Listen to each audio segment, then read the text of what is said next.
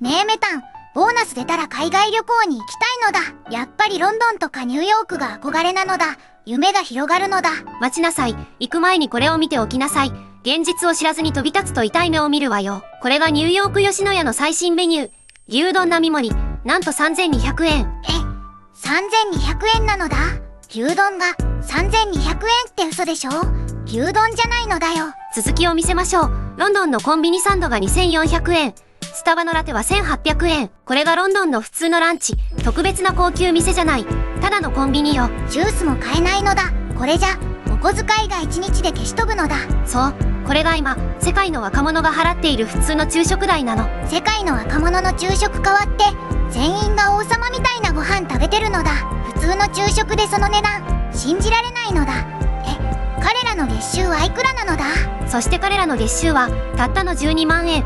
それで毎日この値段の世界を生きている。データで見ましょう。欧米主要都市の外食平均価格、過去30年で名目2倍に跳ね上がった。一方、日本は実質横ばい。いや、むしろ微減。これが30年で触れの正体よ。30年も価格が変わらない国なんて、世界で日本だけなのだ。先進国でほぼ唯一、外食価格が止まったままの国なの。吉野家並盛りの価格を見て、400円から430円、そして468円。わずかな上昇よ。同じ期間にニューヨーク吉野家は9.99ドルから19.99ドル。きっちり倍増。同じ吉野家なのに倍も違うのだ。日本のお店だけ取り残されてるのだ。これは吉野家だけの話じゃない。外食産業全体が同じ動きをしているわ。外食産業全体が動かないって、業界の人、なんで黙ってるのだ？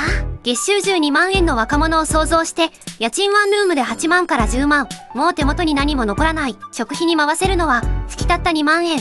外食は週1度の贅沢。それすら難しい。家賃払ったら、外食1回で挟んだのだ。これじゃ生きていけないのだよ。そう。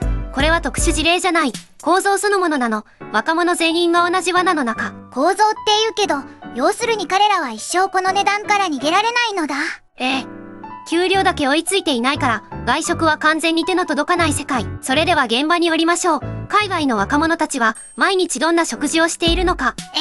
想像すると怖いのだ。聞きたくないけど、聞かなきゃいけないのだ。海外の交流サイトには、こんな悲鳴が並んでいるわ。外食はもう諦めた。と、冷凍ピザで1週間しのいだ。誕生日のディナーが冷凍ラザニアだった。生々しい声。冷凍ラザニアで誕生日。それ、人生のお祝いじゃないのだ。このままじゃまずい。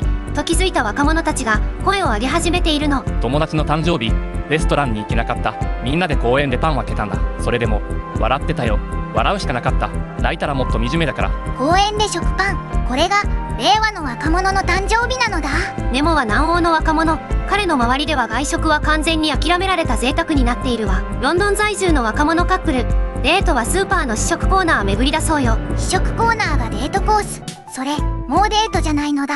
スーパーで値札を見て商品を棚に戻す動画が海外で何百万回も再生されたの。何百万人が共感したのだ。それだけみんな同じ目に遭ってるのだ。共感の正体は共倒れの恐怖。明日は自分かもしれないという生きた恐怖。大学では学生食堂が唯一の温かい食事になっている。そんな話も多いわ。学食が唯一の温かい食事って、そんな大学生活想像できないのだ。家では火を使わない。ガス代と電気代を惜しんで冷たいパンだけ。ガス代節約で冷たいパンって令和の話とは思えないのだ。先進国の若者がガス代を惜しんで冷たいパンを食べる。これが2026年の現実。彼らは怠けているのではない。働いても食べられないだけなの。これ、日本でいう昭和のひもじさじゃないのだ。今、起きてるのだ。そう。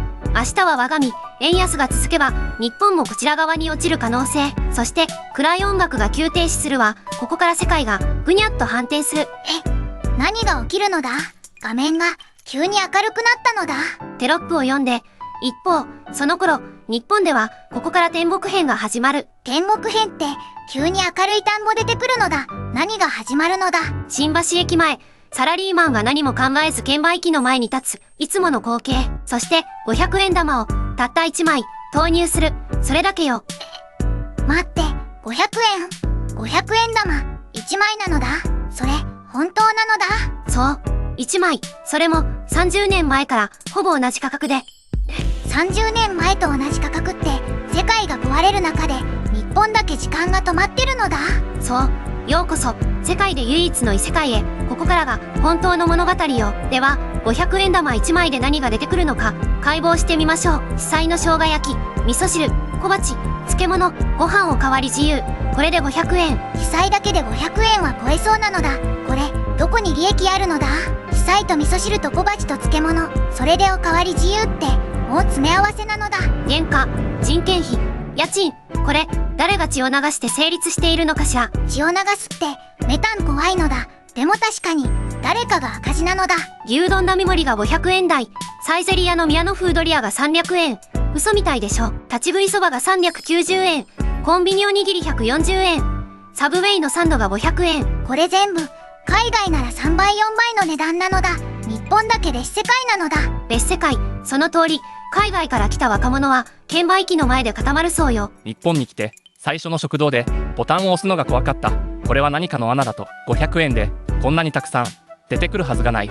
だから5分動けなかった。5分動けないのだ。それ券売機が宇宙船に見えてるレベルなのだ。5分も固まるってそれだけ衝撃なのだ。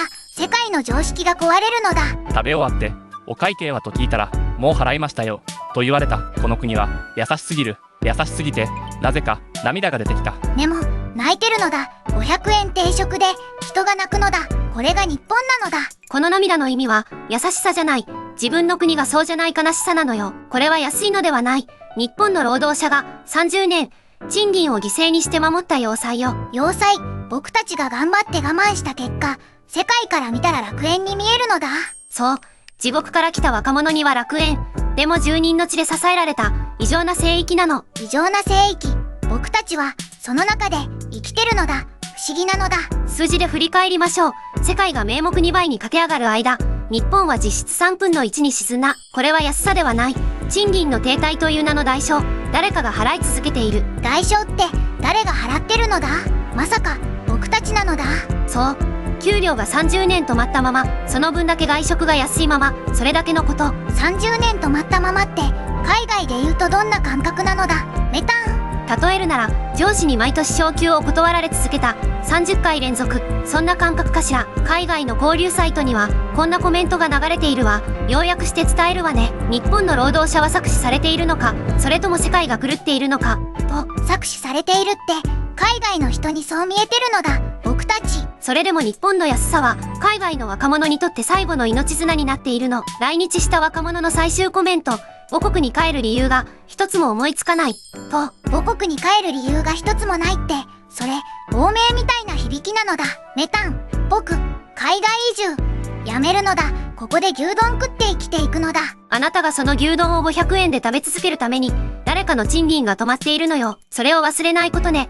安さは無料じゃない。必ず誰かが払っているの。そっか、安さは奇跡じゃないのだ。誰かの我慢が積み重なった結果なのだ。そして視聴者の皆さん、あなたに最後の問いを投げるわ。あなたはこの聖域を守りたいですか、それとも賃金の上がる地獄を選びますか。これ答えるの怖いのだ。でも考えなきゃいけない問いなのだ。コメント欄であなたの選択を教えてちょうだい。議論が見たいわ。僕の答えはメタンと一緒に考えるのだ。次回予告、月収12万円で家賃を払えない若者たちが最後にすがった日本の意外な住居の話を。住む方もやばいのだ。気になるのだ。絶対見たいのだ。この聖域の続きが気になるなら登録ボタンを押しておきなさい。逃さないように。高評価とコメントもお願いするのだ。あなたなら聖域と地獄どっち？教えてほしいのだ。それじゃまた次回会おうなのだ。バイバイなのだ。